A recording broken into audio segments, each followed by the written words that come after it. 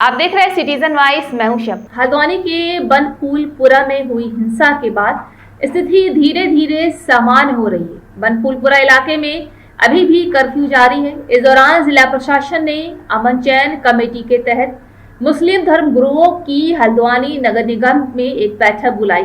बैठक में हल्द्वानी हिंसा के बाद के हालातों पर चर्चा की गई। इस दौरान मुस्लिम धर्मगुरुओं ने जिला प्रशासन पर बिना मुस्लिम धर्मगुरुओं के सामंजस्य के जिला प्रशासन अतिक्रमण तोड़ने का आरोप लगाया है। उन्होंने कहा है कि जिला प्रशासन को मामले को लेकर पहले ही मुस्लिम धर्मगुरुओं से बात करनी चाहिए थी। इस दौरान डीएम वंदना ने मुस्लिम धर्मगुरुओं को नसीहत भी दी है। डीएम वंदना ने कहा है कि सरकारी भूमि पर मस्जिद और मदरसा बनाया गया है, जो पूरी तरह से गलत था, जहां सरकार उस भूमि को खाली करना चाहती है।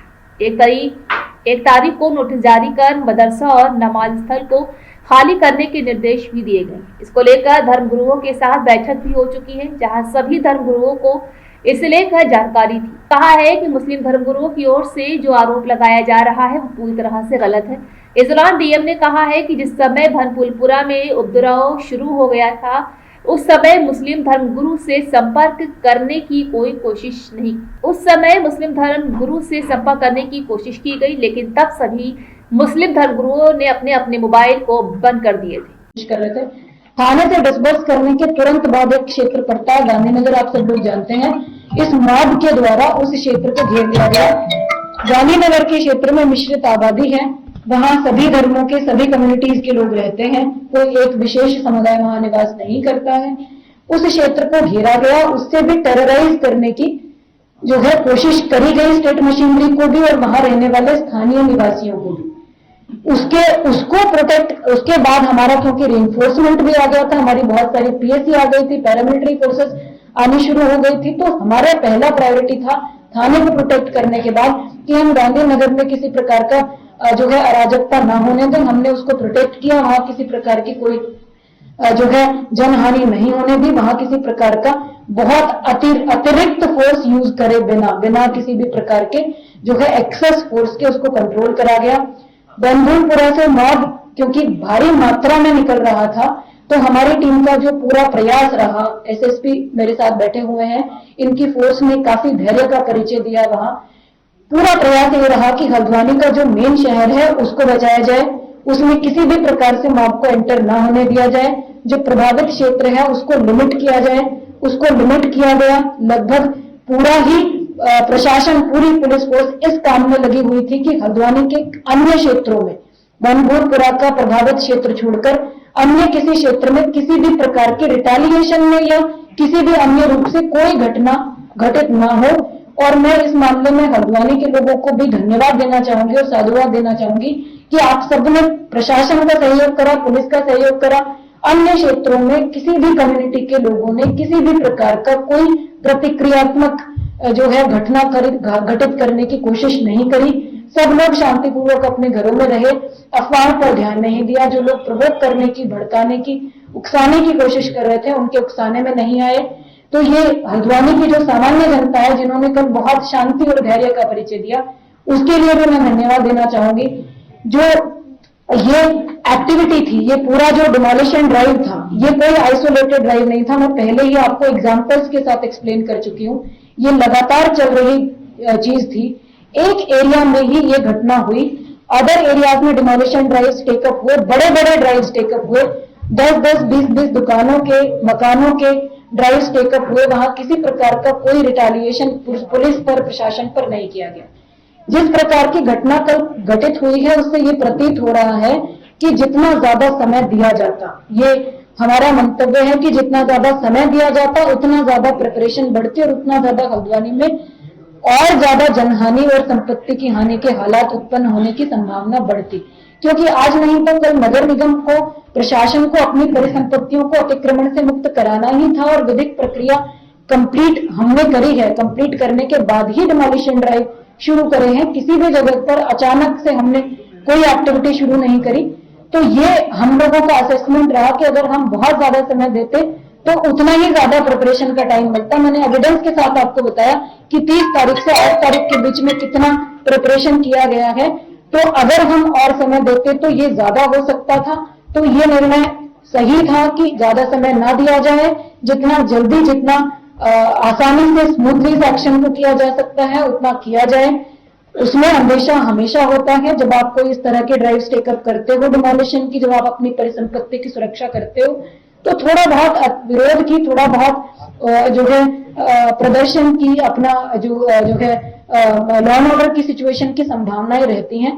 पर this kind of reaction without provoking, without harming anybody, किसी का घर नहीं टूट रहा है, कोई बेघर नहीं हो रहा है, कोई डायरेक्टली हार्म नहीं हो रहा है। There is a structure which is already in position of Nagar Nigam, which has already been sealed by the government, जहां ऑलरेडी गवर्नमेंट की प्रेजेंस अवेलेबल है, कब्जे में है, कंप्लीटली अवैध सिद्ध हो चुका है सभी प्रकार की विधिक प्रक्रिया में, उस पर। और दूसरी चीज और मैं जो आपको कहना चाह रही हूं, उसके बाद आप लोगों के सवाल हम लोग लेंगे, वो ये है कि जो मॉब था वो इस स्ट्रक्चर को बचाने की कोशिश नहीं कर रहा था।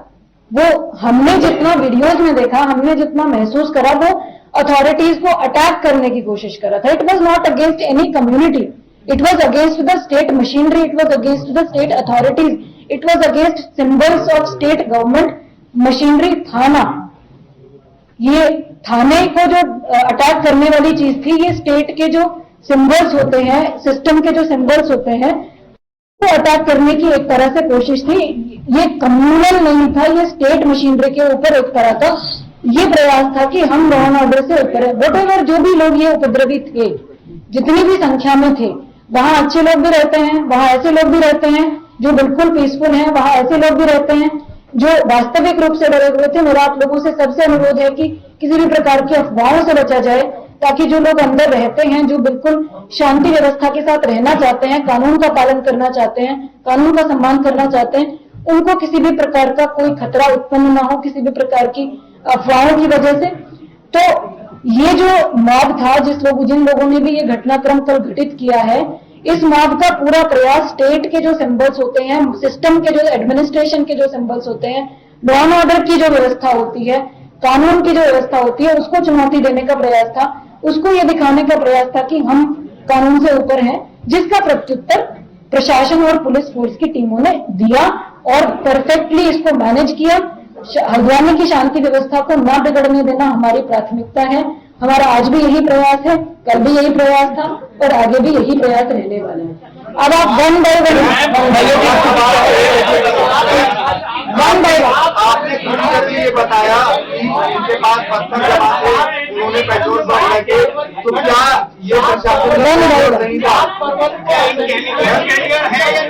वन बाय वन अभी बताया कि फरवरी को असेंबली में यूसीसी का बिल पारित हुआ, उसके लिए तमाम बैठकें की गई थी, पहले से लॉ एंड ऑर्डर को लेकर पूरी व्यवस्थाएं की गई थी। ऐसा क्या हो गया था कि 8 तारीख को आप बुलडोजर लेके पहुंच गए, जबकि सेंसिटिव इशू था, यूसीसी के बाद इस तरीके का रिएक्शन आ सकता था, आप इसको कैसे जस्टिफाई? आपका ये सवाल आप एक बार जरा अपने आप से पूछिए।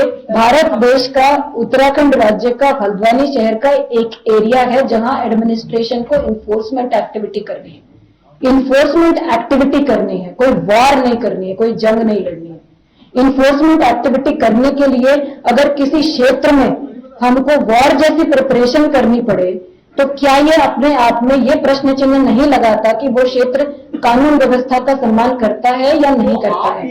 ये आपने अभी ये बताया कि पत्थर जमा थे, उन्होंने पेट्रोल पंप पहले से तैयार किए हुए थे, मॉनिटर कर रहे थे, ड्रोन से देख रहे थे, तो फेलियर? ये बिल्कुल फेलियर नहीं है हमारे। इतनी बड़ी घटना आप इंटेलिजेंस फेलियर को मान रही हैं? एक घायलों की संख्या क्या है, क्या मौत का आंकड़ा अभी तक है? इंटेलिजेंस फेलियर नहीं है मैडम। एक करके पूछेंगे, डिटेल क्या है, डिटेल और मौत के आंकड़े क्या है? आप एक एक करके पूछेंगे तो मैं सबका जवाब दूंगा। सारे लोग एक साथ ना बोले, मैं पहले इंटेलिजेंस फेलियर पर ही बोलूं, ठीक है? तो आप लोग कम से आप लोगों से समझदारी की अपेक्षा है, आज की तारीख में सेंसिटिव इशू है, सहयोग की अपेक्षा है। आप लोग एक एक करके पूछिएगा। अगर आप सारे लोग एक साथ बोलेंगे तो एक का भी जवाब हम नहीं दे पाएंगे। हम धैर्यपूर्वक सभी का जवाब देने के लिए तैयार हैं। आप एक एक करके पूछेंगे तो सबका जवाब मिल जाएगा।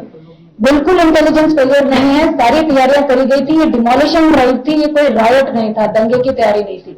डिमोलिशन ड्राइव के हिसाब से पूरी प्रिपरेशन करी गई थी और उतनी ही मात्रा में संसाधन रखे गए थे और इसीलिए कंट्रोल भी हो पाया। इतने स्ट्रिक्ट जो है रिटेलिएशन के बाद, इतने सीवियर रिटेलिएशन के बाद, इतने सीवियर लॉ एंड ऑर्डर के बाद भी अगर ये 2-2.5 घंटे के अंदर कंट्रोल हुआ और हल्द्वानी के मेन सिटी तक कुछ नहीं पहुंचा, तो ये इस तरह ये प्रिपरेशन का फेलियर नहीं था, ये प्रिपरेशन की एक्चुअली। तो थी आज की अहम खबर। ताजा खबरों की अपडेट के लिए जुड़े रहिए हमारे साथ सिटीजन वॉइस पर।